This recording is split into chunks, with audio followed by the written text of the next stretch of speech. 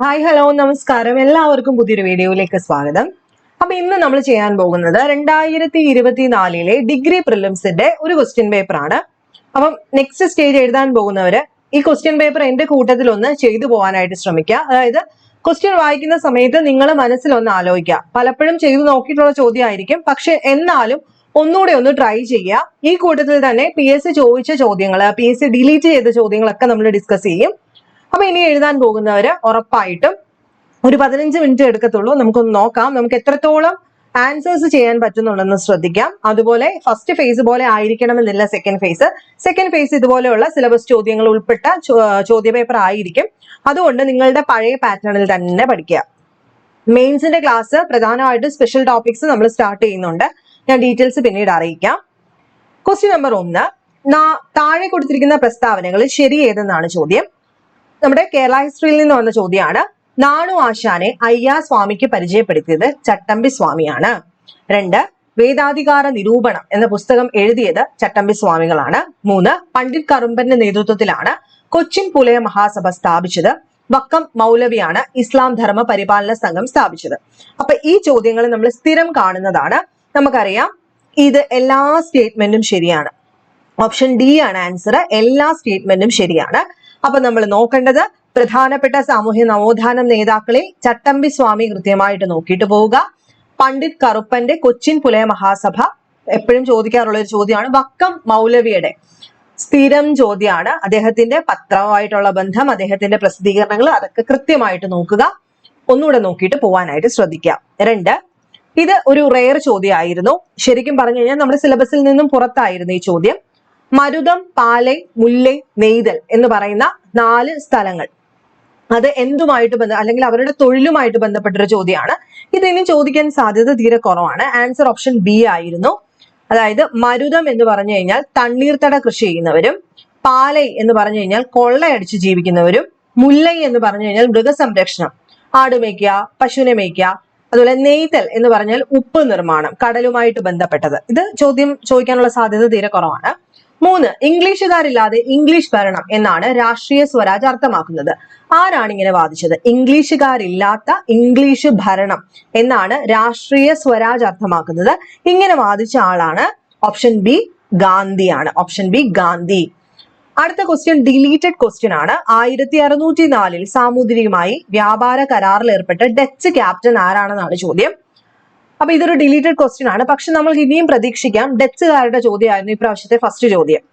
A section കിട്ടിയവരുടെ first ചോദ്യം ഡച്ചുമായിട്ട് ബന്ധപ്പെട്ടായിരുന്നു. So ഡച്ചുകാരുടെ മതനയം, ഡച്ചുകാരുമായിട്ട് ബന്ധപ്പെട്ട ഈ പറഞ്ഞ കൂട്ട് തന്നെ ക്യാപ്റ്റൻസ്, അല്ലെങ്കിൽ അവര് പോർച്ചുഗീസുകാരുമായിട്ട് നടത്തിയിട്ടുള്ള യുദ്ധങ്ങള്, പിടിച്ചെടുത്ത കാര്യങ്ങൾ ഒക്കെ കൃത്യമായിട്ട് ഡിലനോയും നമ്മുടെ മാർത്താണ്ഡവർമ്മയുമായിട്ട് ബന്ധപ്പെട്ട കാര്യങ്ങളൊക്കെ ഒന്നുകൂടെ നോക്കിയിട്ട് പോവുക.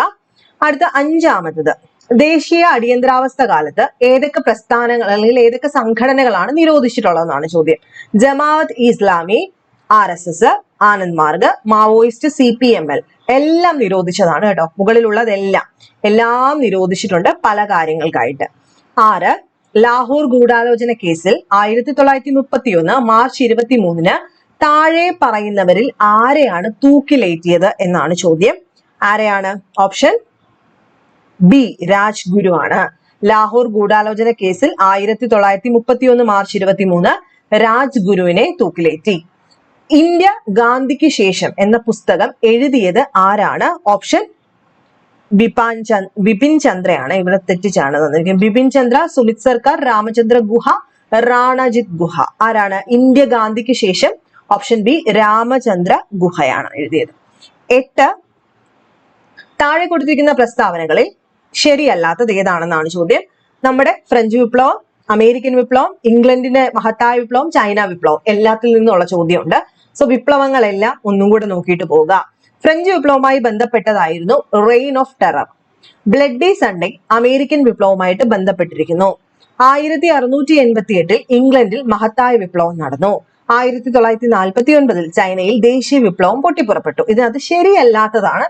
അപ്പൊ ശരിയായത് ചാടിക്കേറി എഴുതരുത്. ആൻസർ ഏതൊക്കെയാ ശരിയല്ലാത്തത്? ശരി ഏതൊക്കെയാ ഇക്കൂട്ടത്തില്? ഫ്രഞ്ച് വിപ്ലവവുമായിട്ട് ബന്ധപ്പെട്ടതാണ് റെയിൻ ഓഫ് ടെറർ, അത് ശരിയാണ്. അടുത്ത ശരിയായിട്ടുള്ളത് ഏതായിക്കൂട്ടത്തിലുള്ളത്? 1688 ഇംഗ്ലണ്ടിലെ മഹത്തായ വിപ്ലവം നടന്നു. അത് രണ്ടും ശരിയാ. ബ്ലഡി സൺഡേയും അമേരിക്കൻ വിപ്ലവവുമായിട്ട് ബന്ധപ്പെട്ടിരിക്കുന്നത് തെറ്റാണ്. 49 ചൈനയിൽ ദേശീയ വിപ്ലവം തെറ്റാണ്. സോ 2ഉം 4ഉം തെറ്റ്. ഓപ്ഷൻ ബി ആണ് ഇവിടെ ആൻസർ. അടുത്തത് 9ാമത്തെ ചോദ്യമാണ്. അത് നമുക്ക് ഇപ്പൊ അങ്ങ് സ്കിപ്പ് ചെയ്യാം, ഇപ്പം കുഴപ്പമില്ല. ആൻസർ ഓപ്ഷൻ സി ആയിരുന്നു. ഛത്തീസ്ഗഡ് മുഖ്യമന്ത്രി വിഷ്ണു ഡിയോ സായി. അടുത്തത് സമീപകാലത്ത് ഇസ്രായേൽ ഹമാസ് സംഘർഷത്തിൽ ഉടനടി വെടിനിർത്തൽ ആവശ്യപ്പെടുന്ന UN ജനറൽ അസംബ്ലിയിൽ പ്രമേയത്തിന് അനുകൂലമായി വോട്ട് ചെയ്ത താഴെ കൊടുത്ത രാജ്യങ്ങളിൽ ഏതൊക്കെ രാജ്യങ്ങളാണ് അനുകൂലമായിട്ട് വോട്ട് ചെയ്തത് എന്നാണ് ചോദ്യം വന്നിരുന്നത്. ഈ ചോദ്യവും ഡിലീറ്റഡ് ചോദ്യമായിരുന്നു കേട്ടോ. 11 ഇന്ത്യയിലെ ഏറ്റവും കൂടുതൽ വനങ്ങളുള്ള പ്രദേശം താഴെ പറയുന്നവയിൽ ഏതാണ്? നമുക്ക് എപ്പോഴും ചോദിക്കുന്ന ഒരു ചോദ്യം എന്താ? ഇന്ത്യയിൽ ഏറ്റവും കൂടുതൽ വനം ഉള്ള സംസ്ഥാനം ചോദിച്ചിട്ടുണ്ട്, ഇത് പ്രദേശമാണ് ചോദിച്ചിട്ടുള്ളത്. ആൻസർ ഇന്ത്യയിലെ വലിയ സമതലമാണോ, പശ്ചിമഘട്ടവും പടിഞ്ഞാറൻ തീര സമതലം, ഹിമാലയൻ പ്രദേശം, പെനിൻസുലാർ പീഠഭൂമിയും കുന്നുകളും? ഏതാണ് ആൻസർ? പെനിൻസുലാർ പീഠഭൂമിയിലും കുന്നുകളിലുമാണ് ഇന്ത്യയിലെ ഏറ്റവും കൂടുതൽ വനങ്ങളുള്ള പ്രദേശം എന്ന് അറിയപ്പെടുന്നത്. 12 ഇവിടെ നമുക്ക് അവശിഷ്ട പാതകള്, മടക്ക് മലകള്, പഴയ മടക്ക് പർവ്വതങ്ങള്, അങ്ങനെയുള്ള ചോദ്യമാണ് വന്നിരിക്കുന്നത്.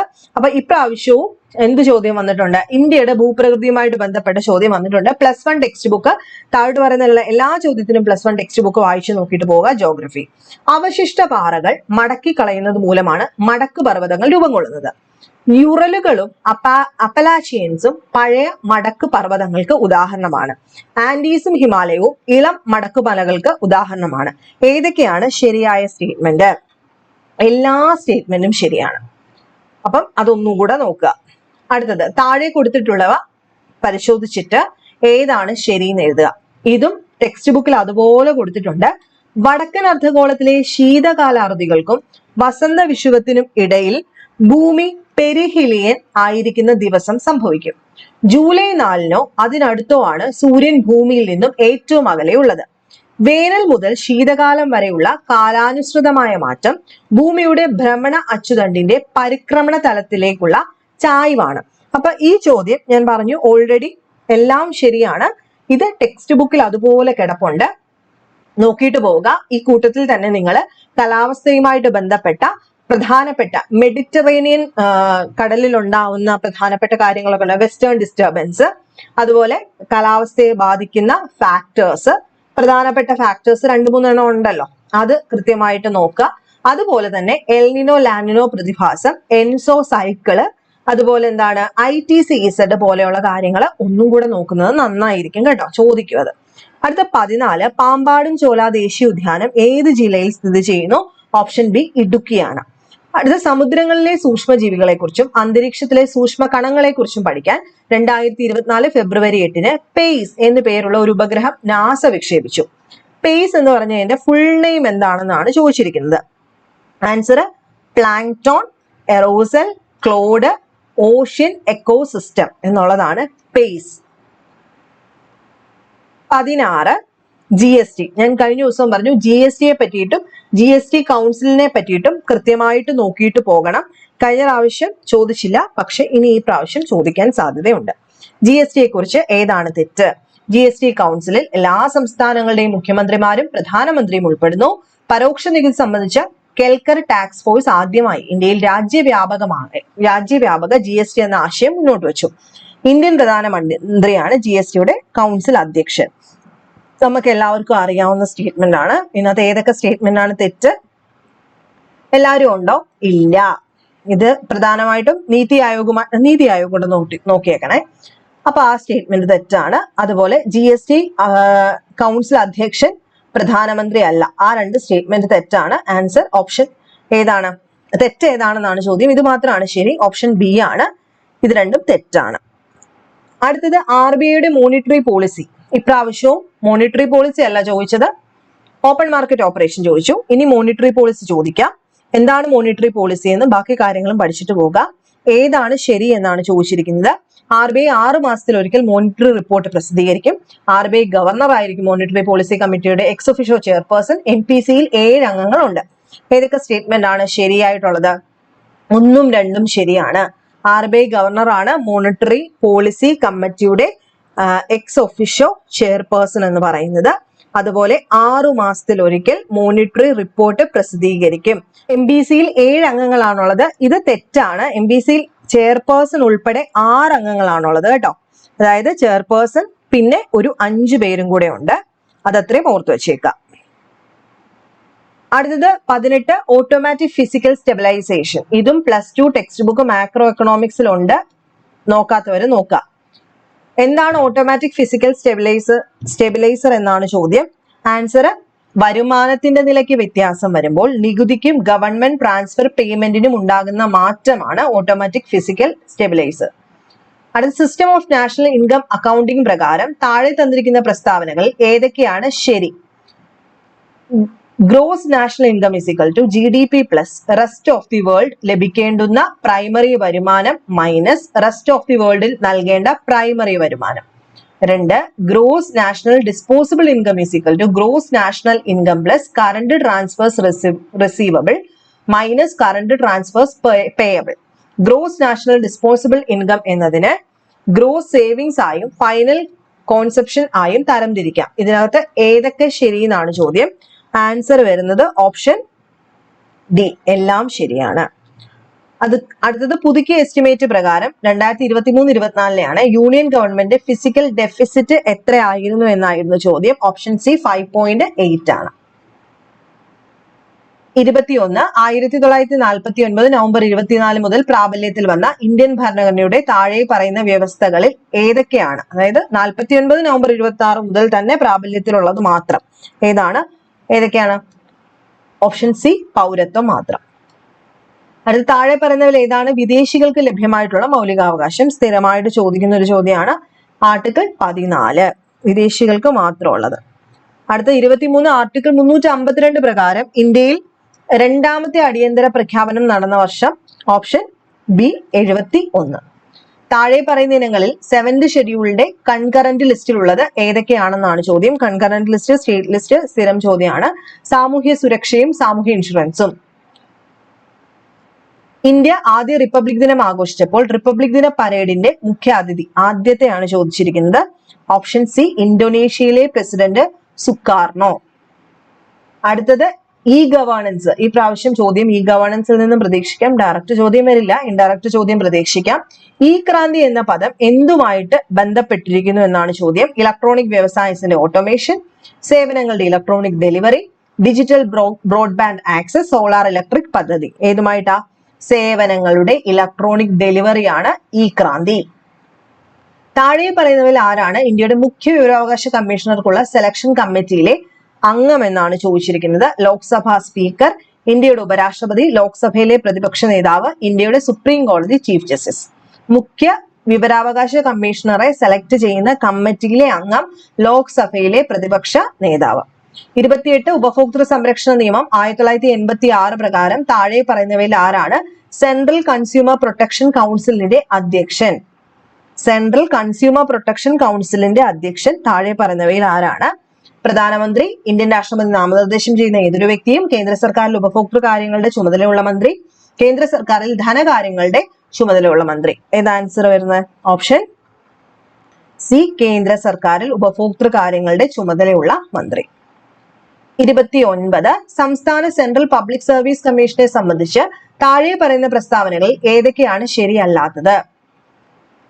പബ്ലിക് സർവീസ് കമ്മീഷനുകൾ ഉപദേശ സ്ഥാപനങ്ങളാണ്. പബ്ലിക് സർവീസ് കമ്മീഷനിലെ അംഗങ്ങളെ ഇന്ത്യൻ പ്രസിഡന്റിന് മാത്രമേ നീക്കം ചെയ്യാൻ കഴിയൂ. കമ്മീഷൻ അംഗത്തിന്റെ സേവന കാലാവധി നിശ്ചയിച്ചിട്ടുണ്ട്.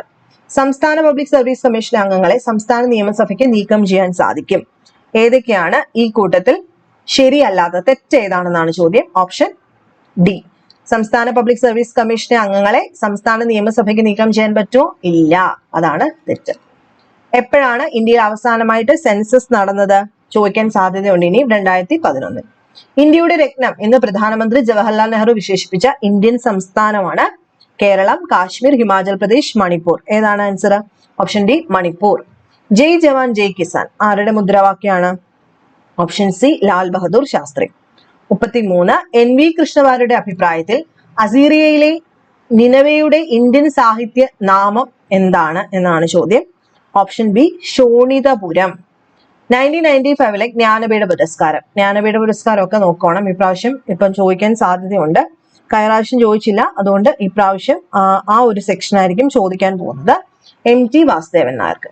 ജ്ഞാനപ്പാനയുടെ രചയിതാവ് ആരാണെന്നാണ് ചോദ്യം. ആരാണ്? Option D Poonthanam. പരമ്പരാഗത നാടോടി നൃത്തമായ ഘൂമർ അറിയപ്പെടുന്ന സംസ്ഥാനം ഏതാണ്? ഓപ്ഷൻ ബി ആണ് Rajasthan. Children film society of India എപ്പോഴാണ് സ്ഥാപിതമായത്? 1965 March 11, 1956 July 21, 1966 September 21, 1955 May 11. Answer option D ആണ്, 1955 മെയ് 11. ക്ഷേത്ര പ്രവേശന വിളംബരം പുറപ്പെടുവിച്ചത്? സ്ഥിരം ചോദ്യം, ഇമ്പോർട്ടന്റ് ചോദ്യം. Option A Chithira Thirunal Balarama Varma. 2026 ശൈത്യകാല ഒളിമ്പിക്സ് എവിടെയാണ് നടക്കുന്നത്? ആൻസർ ഓപ്ഷൻ സി മിലാനും കോർട്ടിന ഡി ആംബോസോ. ഏത് സാഹിത്യകൃതിയിൽ താഴെ പറയുന്ന വരികൾ അടങ്ങിയിരിക്കുന്നു? മനസ്സ് ഭയമില്ലാത്തതും തല ഉയർത്തിപ്പിടിക്കുന്നതുമായിടത്ത്, അറിവ് സ്വതന്ത്രമായിടത്ത്, ഇടുങ്ങിയ ഗാർഹിക മതിലുകളാൽ ലോകം ശിഥിലമായിട്ടില്ലാത്തടത്ത്, സത്യത്തിന്റെ ആഴത്തിൽ നിന്നും വാക്കുകൾ പുറപ്പെടുന്നിടത്ത്, അശ്രാന്ത പരിശ്രമം പൂർണ്ണതയിലേക്ക് കരങ്ങൾ നീട്ടുന്നിടത്ത്. ഇത് ഏത് സാഹിത്യ കൃതിയിലാണ് ഉള്ളതെന്നാണ് ചോദ്യം. Answer option C Gitanjali, Rabindranath ടാഗോറിന്റെ. ഇനി കമ്പ്യൂട്ടർ ആയിരുന്നു. താഴെ പറയുന്നതിൽ ഏതാണ് ഇൻപുട്ട് ഉപകരണം? Speaker, monitor, printer, scanner. Input ഏതാണ് ചോദ്യം? Option D scanner. ഡാഷ് ഒരു ആപ്ലിക്കേഷൻ സോഫ്റ്റ്വെയർ ആണ്. Word processor, Windows, Linux, Unix. ഏതാണ് ഇതിനകത്ത് ഒരു ആപ്ലിക്കേഷൻ സോഫ്റ്റ്വെയർ? ഓപ്ഷൻ എ ആണ് വേർഡ് പ്രോസസർ. ഒരു വലിയ ഭൂമിശാസ്ത്രപരമായ പ്രദേശത്ത് വ്യാപിച്ചു കിടക്കുന്ന ശൃംഖല. ലാൻ, വാൻ, പാൻ, ബസ് നെറ്റ്വർക്ക്. ഇതും എപ്പോഴും ചോദിക്കും. ഇപ്പൊ ഇച്ചിരി കൂടെ ടഫായിട്ടുള്ള ചോദ്യം പ്രതീക്ഷിക്കാം. വാൻ ആണ് വലുതാണെങ്കിൽ. Wide area. വെബ് പേജ് കാണാൻ ഉപയോഗിക്കുന്ന ഒരു application software, email, browser, HTML, spreadsheet. Web page കാണാനായിട്ട് ഉപയോഗിക്കുന്നത് ബ്രൗസർ. IT ആക്ട് ഡീറ്റെയിൽഡ് ആയിട്ട് പഠിച്ചിട്ട് പോകണം. IT ആക്ട് നിലവിൽ വന്നിട്ടുള്ളത് ഏത് വർഷമാണ്? 45ാമത്തെ. Option D 2000. IT ആക്ട് 2000 എന്നാണ് നമ്മൾ പഠിക്കുന്നത്. അതുപോലെ സൂര്യന്റെ ഉപരിതലത്തിൽ നിന്നും ഭൂമിയിലേക്ക് സഞ്ചരിക്കാൻ സൂര്യപ്രകാശം എടുക്കുന്ന സമയം എത്രയാണ്? 8.3 മിനിറ്റ് ആണ്. അടുത്തത് ലാർജ് ഹാഡ്രോൺ കൊളൈഡറിന്റെ പ്രാഥമിക ലക്ഷ്യം എന്താണ്? ഓപ്ഷൻ സി ആണ് കണികാ ഭൗതിക ഗവേഷണം. നിങ്ങൾ പ്രധാനമായിട്ടും സയൻസ് പഠിക്കുന്ന സമയത്ത് ഏറ്റവും പുതിയ സയൻസുമായിട്ട് റിലേറ്റ് ചെയ്ത് വരുന്ന കണ്ടുപിടുത്തങ്ങള്, അതുപോലെ ശാസ്ത്രജ്ഞന്മാര്, അങ്ങനെയുള്ള കാര്യങ്ങളൊന്നും നോക്കിയിട്ട് പോകുന്നത് നന്നായിരിക്കും. അതുപോലെ ഈ പറയുന്ന ഈ ന്യൂക്ലിയർ ഫിഷനും ഫ്യൂഷനും ഒക്കെ ഒന്ന് നോക്കണം. അതുപോലെ ഈ ഒരു കോൺഫറൻസ് ഓഫ് ഇതുണ്ടല്ലോ പാർട്ടി, ആ സെക്ഷനും കൂടെ നോക്കിയിട്ട് പോകണം. കഴിഞ്ഞ പ്രാവശ്യം വന്നില്ല എന്ന് വെച്ചിട്ട് ഇപ്രാവശ്യം വരില്ല എന്ന് നിർബന്ധമൊന്നുമില്ല. സൂര്യനിലും മറ്റു ഊർജ്ജങ്ങളിലും നക്ഷത്രങ്ങളിലും ഊർജ്ജോൽപാദനം നടക്കുന്ന ഏത് വഴിയാണ്? ഓപ്ഷൻ ഡി ആണ് സംയോജനം. ജീവജാലങ്ങൾക്ക് ഭക്ഷണത്തിൽ നിന്നും ഊർജ്ജം ലഭിക്കുന്ന പ്രോസസ്സ് ഏതാണ്? ഫോട്ടോസിന്തസിസ്, മെറ്റോസിസ്, കോശശ്വസനം, മയോസിസ്. ഏത് ആൻസർ? കോശശ്വസനമാണ്. അടുത്ത COP28 UN കാലാവസ്ഥാ വ്യതിയാന സമ്മേളനം ഏത് നഗരത്തിലാണ് നടന്നതെന്നാണ് ചോദ്യം. ദുബായിൽ വെച്ചിട്ടായിരുന്നു. അപ്പൊ 50 ചോദ്യം തമ്മിൽ ഇപ്രാവശ്യത്തെ ഫസ്റ്റ് ഫേസ് വെച്ച് നോക്കുമ്പോൾ തമ്മിൽ സിലബസുമായിട്ട് റിലേറ്റ് ചെയ്ത് ഒരുപാട് ചോദ്യങ്ങൾ ഉണ്ടായിരുന്നു. പക്ഷെ നമുക്ക് സെക്കൻഡ് സ്റ്റേജ് അങ്ങനെയാണെന്ന് പറയാനായിട്ട് ഉറപ്പില്ല. അതുകൊണ്ട് തന്നെ നോക്കാം. ഓക്കെ, എല്ലാം ഒന്ന് നോക്കിയിട്ട് പോകാനായിട്ട് തന്നെ ശ്രദ്ധിക്കുക. അപ്പൊ നെക്സ്റ്റ് വീഡിയോയിൽ കാണാം. ബൈ.